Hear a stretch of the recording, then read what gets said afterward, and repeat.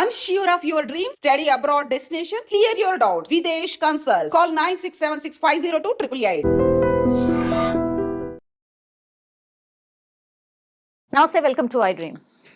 హైదరాబాద్లో కొత్త కల్చర్ ఒకటి స్టార్ట్ అయింది. దగ్గర ఐ థింక్ ఒక 8 నుంచి సంవత్సరం అవుతుందేమో. కో లివింగ్ కల్చర్ అట. ఏందో అసలు మంచి తక్కువ కానీ చెడువే జల్దిన మనం తీసేసుకుంటాం కదా. అట్లనే హైదరాబాద్ విస్తరిస్తుంది కాబట్టి హైదరాబాద్లో మొత్తం షాపింగ్ మాల్ అనుకోండి, లేకపోతే డిఫరెంట్ పీపుల్ అన్ని ఇండియాలో ఉన్నటువంటి అన్ని స్టేట్స్ దగ్గర నుంచి అందరు వచ్చి మన దగ్గర ఉంటే ఆహా ఓహో అనుకుంటున్నాం. కానీ ఈ కో లివింగ్ కల్చర్ ఏంది మాట్లాడదాం. అసలు లీగల్ ఇష్యూస్ ఏమన్నా ఉంటాయా? ఇవి ఎట్లొచ్చినాయి? అసలు హాస్టల్స్ అసలు ఎవరు పోతారు? అక్కడ ఏం జరుగుతుంది? ఎవరికన్నా తెలుసా? అసలు పేరెంట్స్కి ఎంతమంది మేము ఇట్లా కో లివింగ్ హాస్టల్స్లో ఉంటున్నామని వాళ్ళ పిల్లలు చెప్తున్నారు? ఇవన్నీ మాట్లాడదాం. మనతో పాటు ఉన్నారు సీనియర్ అడ్వకేట్ కంపల్లి ఉదయకాంత్ గారు. సార్ నమస్తే, ఎట్లున్నారు సార్? బాగున్నాను. Yes sir. కో లివింగ్ అట ఏందో అసలు ఆ పదం వింటేనే ఎట్లనో అవుతుంది సార్. హాస్టళ్ళు ఓకే, కో లివింగ్ హాస్టల్స్ ఏంది సార్? కో లివింగ్ మీరు ఇంత ఎగ్జాగరేట్ చేసి మాట్లాడుతున్నారు. కో లివింగ్ అంటే తప్పేం లేదు. ఇద్దరు కలిసి ఉండడం కో లివింగ్ అంటారు. కలిసే ఇద్దరు ఎవరు అనేది ఇంపార్టెంట్. కో లివింగ్లో లివింగ్ స్టైల్ ఏంటనేది ఇంపార్టెంట్. లివింగ్ స్టైల్లో విధానాలు ఏంటనేది ఇంపార్టెంట్. దాని తర్వాత ఉంటున్న వ్యక్తులు ఎవరనేది ఇంపార్టెంట్. ఉంటున్న వ్యక్తులు ఏం చేస్తున్నారు అనేది ఇంపార్టెంట్. చేస్తున్న వాళ్ళు చేస్తున్నారా, వాళ్ళ ద్వారా ఇంకెవరైనా చేయించుతున్నారనేది ఇంపార్టెంట్. మరి చేసేవాళ్ళు చేసేది వాళ్ళు ఇష్టపూర్వకంగా చేస్తున్నారా, లేదంటే ఇంకోరు ఇన్ఫ్లుయెన్స్తో చేస్తున్నారా, లాభానికి చేస్తున్నారా, నష్టానికి చేస్తున్నారా, లేదంటే కనుక ఇంకొకరి లాభానికి వీళ్ళు ఏదైనా చేస్తున్నారా, చేస్తుంది తప్ప ఒప్ప. చట్టాలలో ఒకటి చెప్తున్నా చూడండమ్మా. ఎంతైతే చట్టాలలో స్ట్రింజెంట్ యాక్షన్స్ ఉన్నాయో, శిక్షలు ఉన్నాయో, శిక్షలను తప్పించుకోవడానికి అన్ని వెసులుబాట్లు ఉన్నాయి. ఒక్క నేరానికి శిక్షించడానికి ఒక్క సెక్షన్ అయితే ఆ నేరం నుంచి తప్పించుకోవడానికి 10 సెక్షన్లు 10 చట్టాలు వాళ్ళని తప్పించే విధంగా ఈరోజు మన చట్టాలు ఫ్రేమ్ అయి ఉన్నాయి. మనం ఇచ్చే యొక్క రైట్ అంటే రాజ్యాంగం రాసిన ఏదైతే కాన్స్టిట్యూషన్లో ఏదైతే రైట్స్ ఉన్నాయో దాన్ని సూపర్సీడ్ చేయడానికి వేరే చట్టాలు వేరే విధానాలుగా ఈరోజు ఇంప్లిమెంట్ అవుతున్నాయి, పబ్లిక్లోకి వాడబడుతూ ఉన్నాయి.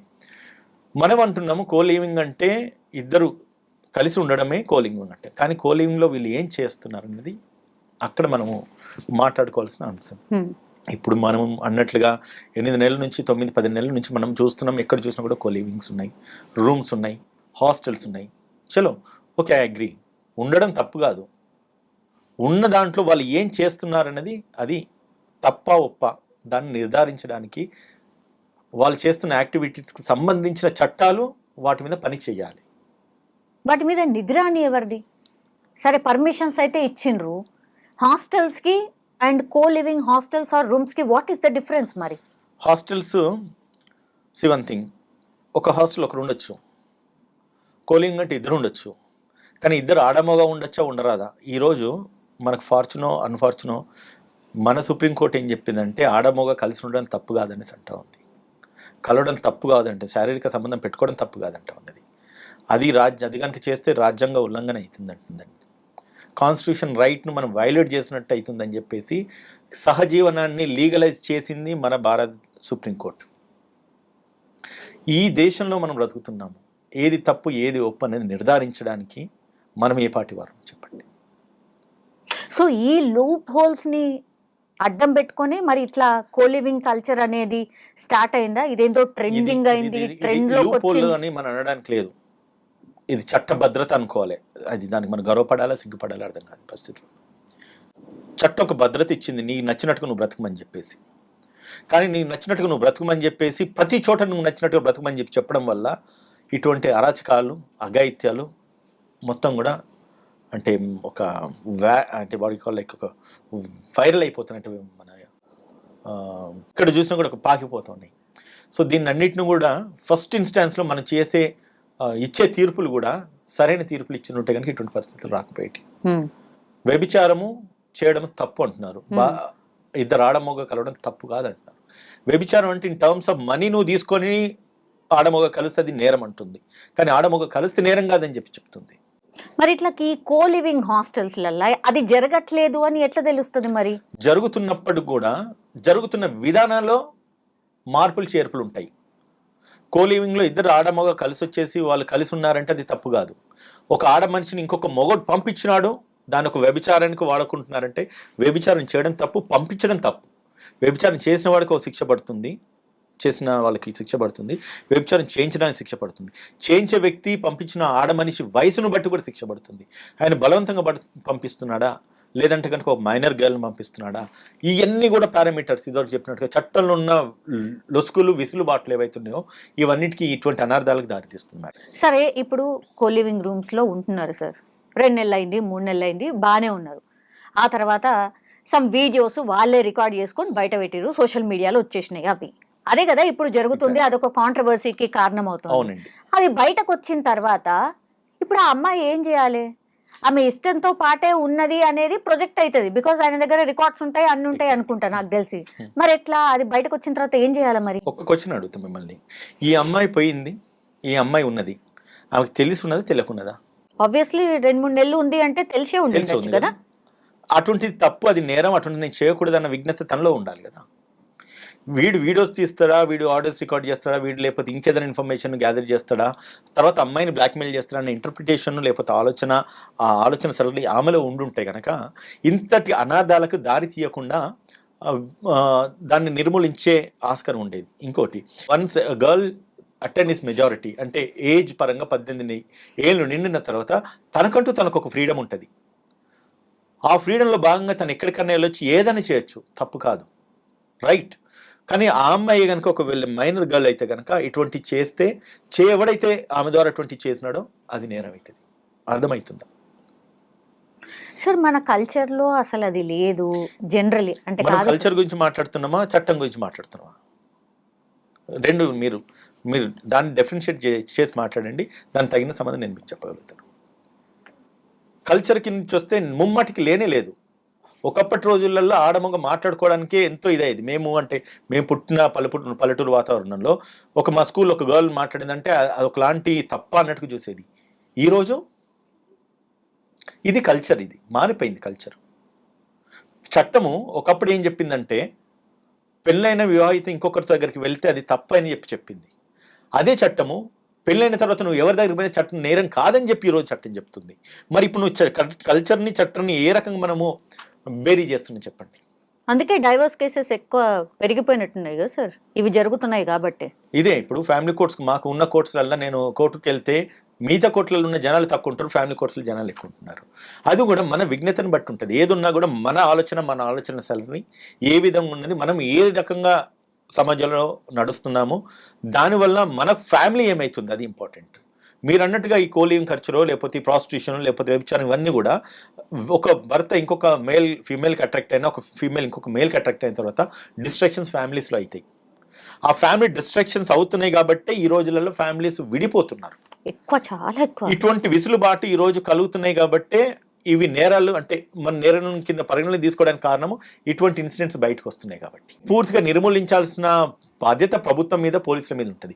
మీరు అడుగుతున్నారమ్మా, ఇప్పుడు కోలివింగ్ తప్పు కాదు, 8, 9, 10 ఏళ్ళ నుంచి కూడా 10 నెలల నుంచి నడుస్తున్నాయని చెప్పి మీరు అంటున్నారు కదా. మరి మీకు తెలిసిన విషయం ఆ పోలీసులకు తెలియదా, నేటి ప్రభుత్వానికి తెలియదా? వాళ్ళు ఎందుకు నిర్మూలించట్లేదు? ఎక్కడికన్నా ఒక హాస్టల్ పెట్టాలంటే దానికి ఫస్ట్ మున్సిపాలిటీ ఒక పర్మిషన్ ఇవ్వాలి, దాని తర్వాత మున్సిపల్ ఇన్స్పెక్షన్ చేయాలి, చేసిన తర్వాత అదే హాస్టల్ సక్రమంగా నడుస్తుందా లేదని చేసి దానికి సంబంధిత పోలీసు వెరిఫై చేయాలి. మీరు అన్నారు వీడియోస్ తీస్తేనే తప్పు, వాడు తీసుకుపోయి బ్లాక్మెయిల్ చేస్తున్నారు. కానీ కొన్ని సందర్భాలలో తీసిన వీడియోస్ కాదు, అక్కడ వాళ్ళిద్దరికి మనస్పర్ధలు అయితే మర్డర్లు జరుగుతూ ఉన్నాయి కదా, ఆడలను మొగోళ్ళు చంపేస్తున్నారు కదా, దానికేం సమాధానం చెప్తాం? దీన్ని అన్నింటిని పూర్తిగా నిర్మూలించాల్సింది పోలీసు ఉంది, పోలీస్ పెట్రోలింగ్ ఉంది, ఇంటెలిజెన్స్ డిపార్ట్మెంట్స్ ఉన్నాయి. ఏ ప్రాంతంలో ఏం జరుగుతున్నది అనేది పూర్తి అవగాహన పోలీసులకు ఉండాలి కదా. పెట్టినంతసేపు బాగానే ఉన్నది, నడిచినంతసేపు బాగానే ఉన్నది, ఎప్పుడైతే ఇన్సిడెంట్ అడ్వర్స్ అవుతుందో, అడ్వర్స్ అయిన తర్వాత పోలీసులు వచ్చి కేసులు రిజిస్టర్ చేస్తున్నారు. ఇక్కడ ఒక కోలివింగ్ హాస్టల్ ఉంది, లేకపోతే కోలివింగ్ ఇన్స్టిట్యూషన్ ఉంది, లేకపోతే ఇంకోటి ఉన్నది అన్నది బోర్డ్స్ కనబడుతూనే ఉంటాయి కదా. దాంట్లో ఏం జరుగుతున్నది, police have every authority to walk in to any place in the in concern jurisdiction. ఏం జరుగుతుంది అని ఫస్ట్ వెళ్ళి ఎందుకు వీళ్ళు వెరిఫై చేయట్లేదు? ఈ రోజు ఒక వీడియో చూసినాను, వాడు మొత్తం మాట్లాడుతూ ఉన్నాడు ఏమని, ఇక్కడ కోలింగ్ ఉంది, మా రేట్లు ఇంత, మా ప్రైస్ ప్రమోషన్స్ కూడా అని చెప్పి ప్రమోషన్ చేసుకుంటున్నారు. మీ దాకా వచ్చిన వీడియో, నా దాకా వచ్చిన వీడియో పోలీస్ దగ్గరికి ఎందుకు పోలేదు? మీరు ప్రశ్నిస్తున్నారు, నేను మాట్లాడుతున్నాను, నేను సమాధానం చెప్తున్నాను ఒక బాధ్యత గల పౌరుడిగా. మరి పోలీస్ ఉద్యోగం చేసే వ్యక్తిగా తను ఎందుకు పోయి దాన్ని రేట్ చేసి దాన్ని ఎందుకు షట్ డౌన్ చేయట్లేదు? Whose problem is that? Are the hand in glove? Police వాళ్ళందరూ కలిసి చేస్తున్నారు అనుకోవాలా? ఇంత ఇన్సిడెంట్స్ ఇటువంటి జరుగుతున్నప్పుడు కూడా చట్టాలు పనిచేయట్లేదు, యంత్రాంగాలు పనిచేయట్లేదు, వ్యవస్థ పనిచేయట్లేదు అంటే ఎక్కడ లోపం జరుగుతుంది? మనం మీడియా ఛానళ్లలో ఇన్సిడెంట్లు జరగగానే టక్కన ఒక ఇంటర్వ్యూలు పెట్టేసి ఇచ్చేయడం కాదు. మీకు నిజంగానే ఆ రైట్ ఉంది, మీడియా ఎక్కడికైనా వెళ్ళగలుగుతారు, వెళ్ళండి ప్రతి చోట ఎక్కడెక్కడైతే ఇటువంటి ఇన్సిడెంట్ జరుగుతున్నాయని చెప్పి అక్కడ మైక్ పెట్టేసి ఇష్యూస్ ఎలివేట్ చేయండి. మీరన్న ఇన్సిడెంట్స్ ఆగిపోతాయి. ఒక లేడీని తీసుకుపోయి రూమ్లో తీసుకుపోయి వాడేదో మబ్బె పెట్టేసి లేకపోతే మాయ చేసేసి వీడియో తీసి బయటికి పోస్ట్ చేస్తున్నారు. దాన్ని నిర్మూలించడానికి మీరే వంతు ప్రయత్నం మీరేం చేస్తున్నారు? మీడియా వన్స్ ఇన్సిడెంట్ జరిగిన తర్వాత మనం రియాక్ట్ అవుతున్నాము, కాకముందు మనకు ప్రతి రైట్ మీకు ఉంది కదా. యూఆర్ ద ఫోర్త్ స్టేట్, మీరు ఎక్కడికైనా పోవచ్చు, ప్రతి చోట మీరు ప్రశ్నించండి. మాలాంటి న్యాయవాదులు లేకపోతే పొలిటీషియన్స్ ఎవరో ఒకరు వచ్చేసి మీకు ఖచ్చితంగా సపోర్ట్ చేస్తారు. దాని ద్వారా విక్టిమైజ్ అయిన కొన్ని మహిళా మండలి, కొన్ని సంఘాలు ఉన్నాయి, ఆర్గనైజేషన్స్ ఉన్నాయి, షీ టీమ్స్ అని ఉన్నాయి ప్రభుత్వంలో, వాళ్ళందరూ కూడా ప్రొటెక్ట్ చేస్తారు. అన్లెస్ అండ్ అంటిల్ ఒకటండి ప్రశ్నించే గొంతు చెప్తున్నాము, అట్లనే కోలివింగ్ కూడా నడుపుతున్నాము. ఎట్లా సార్, ఎట్లా సాధ్యం? ఇంతసేపు కూడా నేను మీకు అదే చెప్పిన కదమ్మా, కోలింగ్ నడుపుతున్నాను, అదే అంటున్నాను. ప్రభుత్వం వీటిలో ఖచ్చితంగా స్ట్రింజెంట్ యాక్షన్ తీసుకోవాలి. అందులో ఏం జరుగుతుంది, చట్టరీత్యా నేరమా కాదా? అండ్ ఒక వ్యక్తిని, ఒక ఆడ మనిషిని తీసుకొచ్చి ఇంకోటికి ఆర్గనైజ్ ఇన్స్టిట్యూట్, అదేది కోలివింగ్ హాస్టల్ నడిపే వ్యక్తి ఒక మనిషిని తీసుకొచ్చి ఆడు వ్యభిచారం చేయించితే నేరం అని చెప్తుంది చట్టం. అటువంటి చేయించితే 10 సంవత్సరాల శిక్ష అని చెప్తుంది చట్టం. మరి చట్టం ఇది చెప్తున్నప్పుడు, అటువంటి జరుగుతున్నప్పుడు పోలీస్ యంత్రాంగాలు ఎందుకు పని చేయట్లేదు? పని చేయాల్సింది అవే కదా. ఇప్పుడు లీగల్ సర్టిఫికేట్ ఇచ్చినట్టు అయింది కదా సార్. ఇట్లాంటి కోలివింగ్ సర్టిఫికేట్స్ ఎక్కడ ఇవ్వలేదమ్మా. కోలింగ్ పెట్టుకోండి అన్నారు. నేను ఇదివరకు ఇంటర్వ్యూకి స్టార్ట్ అయ్యే ముందే నేను చెప్పిన, కోలింగ్స్ లో దే ఆర్ 2 డిఫరెన్సియేషన్ ఉండేది. మరి ఇద్దరు ఉన్నది కోలివింగ్ అవుతుంది, ఆడమొగ ఉన్న కోలింగ్ అవుతుంది.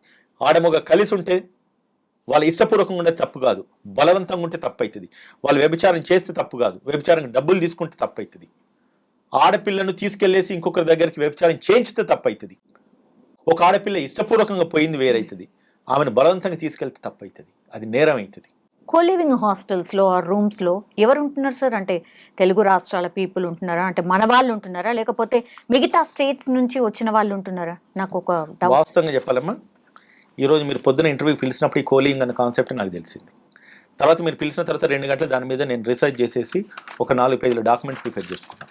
అసలు ఏం జరుగుతుంది, ఎక్కడ జరుగుతుంది అని చెప్పేసి మా లీగల్ టీం అంతా కూడా పని చేస్తే తప్ప నాకు ఒక 4 పేజీల డాక్యుమెంట్ బయటికి రాలేదు. వాస్తవం చెప్పాలంటే ఇది నాకు తెలియదు. ఈ రోజు మీరు తీసుకొచ్చిన కాబట్టి తెలిసింది. దీన్ని ఖచ్చితంగా అవసరమైతే ప్రభుత్వం దృష్టికి ఇంకా బలంగా తీసుకెళ్లే ప్రయత్నం నేనైతే నా వంతు కృషిగా నేను చేస్తాను. అండ్ మీలాంటి మీడియా ఛానల్ వాళ్ళు కూడా నాకు సహకరించండి. అండ్ ఇది పూర్తిగా ఎరాడికేట్ అయితే ఒకటమ్మా, ఏదో వేరే రాష్ట్రాల నుంచి వస్తున్నారు, ఉద్యోగాల గురించి అని వస్తున్నారు, ఇక్కడ ఉంటున్నారు ఆడపిల్లలు. వేరే రాష్ట్రాల నుంచి ఉద్యోగాల నుంచి వస్తున్నారు, మగవాళ్ళు ఇక్కడ ఉంటున్నారు.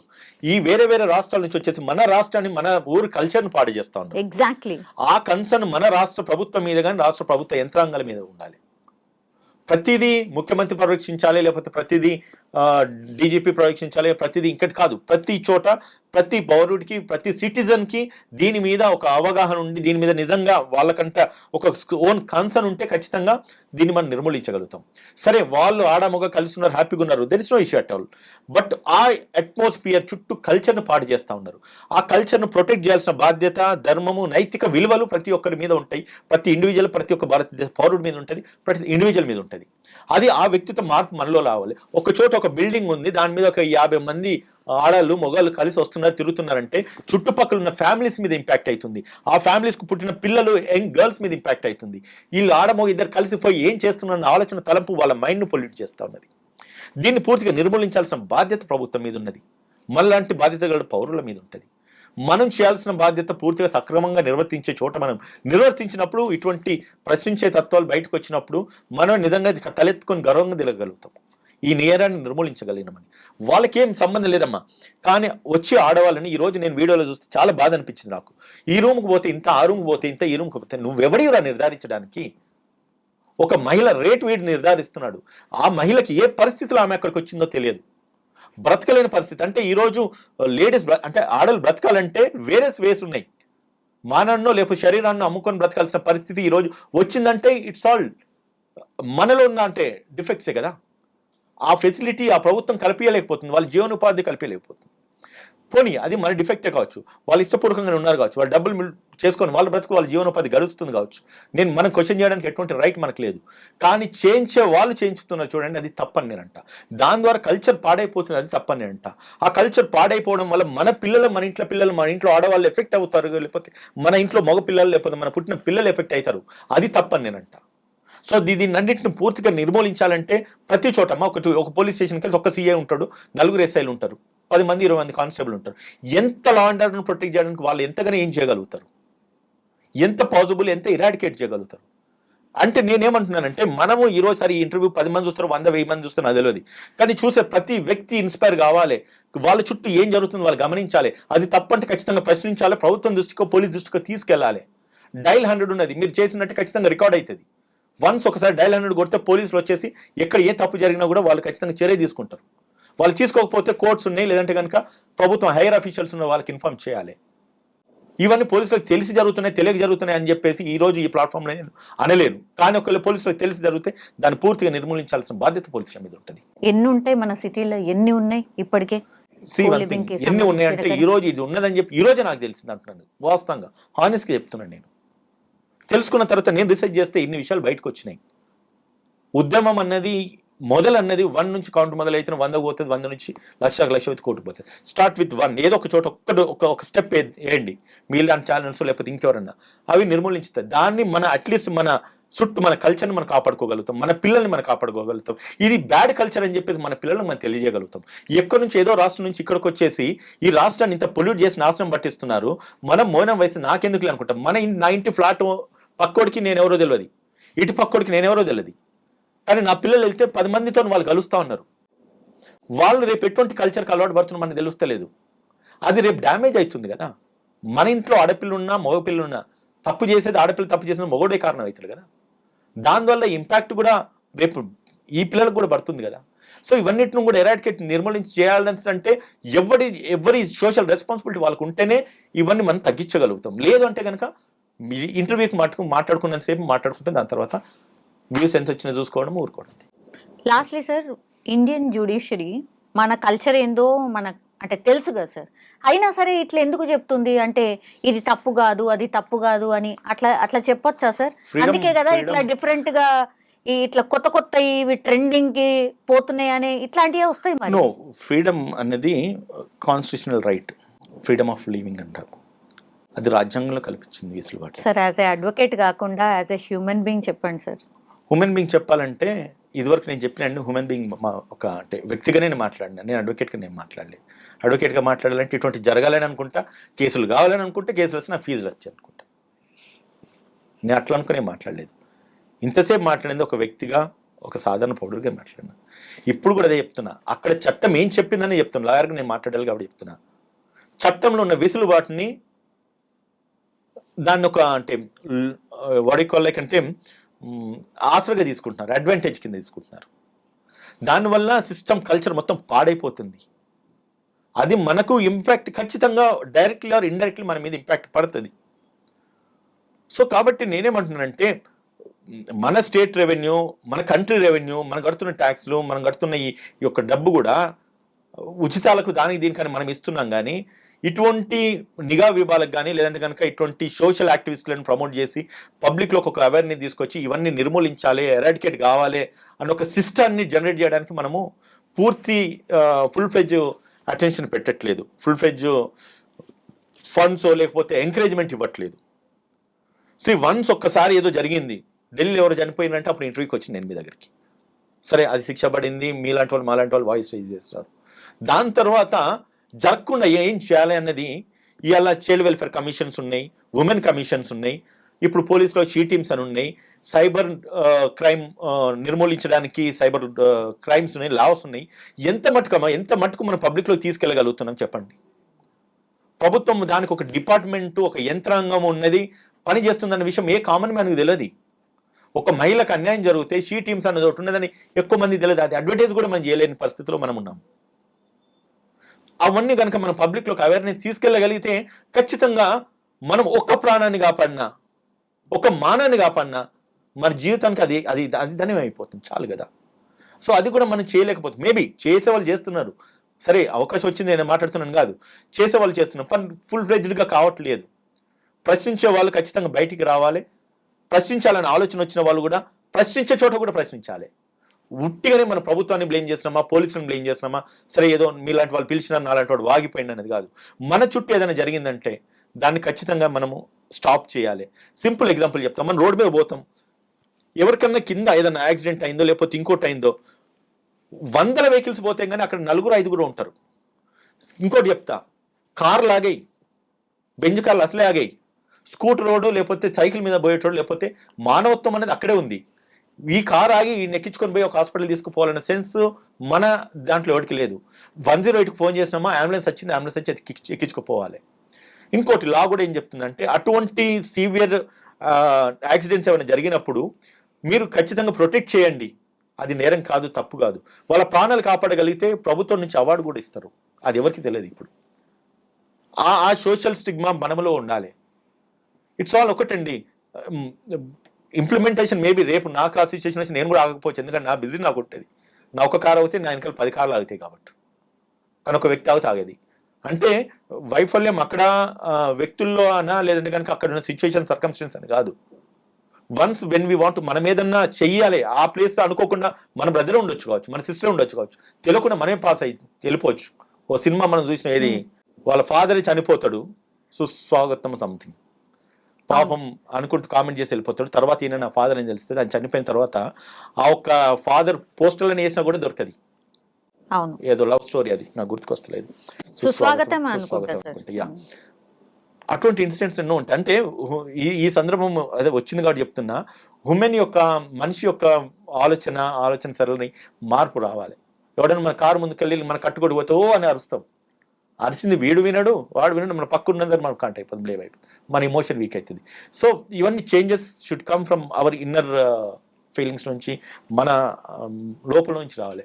ఈ అంత సోషల్ రెస్పాన్సిబిలిటీ, సోషల్ స్టిగ్మా అంతా కూడా ఒక్కొక్క ఇండివిజువల్ నుంచి మొదలైతే, మీరు అంటున్నట్టుగా ఈ కోలింగ్ రూమ్స్ పెట్టిన చుట్టుపక్కల అపార్ట్మెంట్స్ లేవా, స్కూల్స్ లేవా, కాలేజెస్ లేవా, పోలీస్ డిపార్ట్మెంట్ లేదా, పోలీస్ జ్యుడిక్షన్ వస్తలేదా, జిహెచ్ఎంసీ జ్యుడిక్షన్ వస్తలేదా, వాడు పర్మిషన్ ఎట్లా ఇచ్చినాడు, ఇచ్చిన తర్వాత దేనికి వాడబడుతుంది, ఇన్స్పెక్షన్ చేయరా, వాడు ట్యాక్స్ కడుతున్నాడు గవర్నమెంట్కి, లేకపోతే కరెంట్ బిల్లులు కడుతున్నాడు, ఖచ్చితంగా అది రికార్డ్ అయి ఉంటుంది కదా. దాని మీద ఎందుకు ప్రభుత్వ యంత్రాంగాలు పనిచేయట్లేదు? అంటే అఫ్కోర్స్ ప్రభుత్వాల మీద, పోలీసుల మీద ప్రెజర్ ఉంటుంది, ఉండదని నేను కాదు అంటలేను. కంప్లైంట్ దగ్గరకు వచ్చినప్పుడు నేను చర్య తీసుకుంటాను అనుకుంటే సరే, వచ్చినప్పుడు ఇటువంటి అడ్వర్స్ సిచ్యువేషన్స్లో మొత్తం కొలాప్స్ అయిపోయిన, డ్యామేజ్ అయిపోయిన తర్వాత వస్తే what is the use? We cannot prevent, right? Prevention is better than cure అంటాం. ఒక గాయము అయిన తర్వాత దానికి మందు పెట్టేదానికి గాయం కాకుండా చూసుకుంటున్నా ఏం కదంటాం. సో అది జరగట్లేదు ఇక్కడ. సో దాన్ని అందరూ ఎవ్రీ ఇండివిజువల్ నుంచి రావాలండి. మీలో ఇప్పుడు వచ్చిన ఈ ప్రశ్నించే తత్వము, సరే ఉదయం అడ్వకేట్ లీగల్ అవేర్నెస్ ఇస్తాడు అనే దానికంటే కూడా ఆ ప్లేసెస్లో మీరు వెళ్ళి చూడండి, అక్కడ మైకులు పెట్టండి. Let's see where we can start, where we can stop. అక్కడ నుంచి మనం చేంజెస్ తీసుకోవడానికి ప్రయత్నించేద్దాం.